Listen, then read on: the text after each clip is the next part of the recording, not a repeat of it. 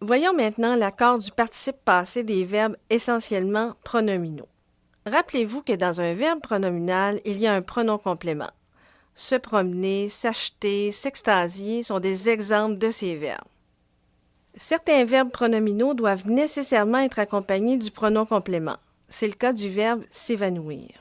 On doit dire « je m'évanouis »,« tu t'évanouis »,« il s'évanouit ».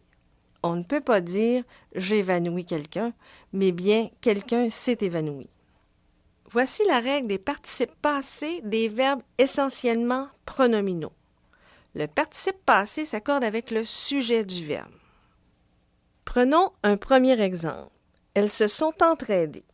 Le verbe entraider est bien un verbe essentiellement pronominal.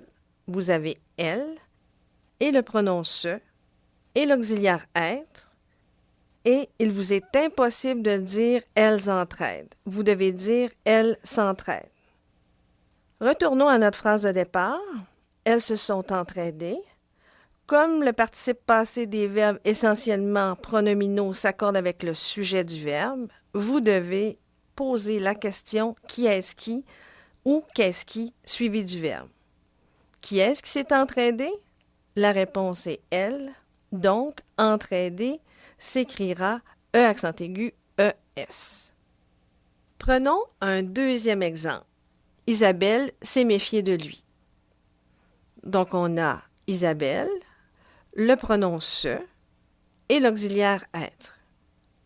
Vous ne pouvez pas dire Isabelle méfie, vous devez dire Isabelle se méfie. Par conséquent, le participe passé s'accorde avec le sujet du verbe. Qui est-ce qui se méfie? La réponse est Isabelle, donc méfier s'écrira E accent aigu E.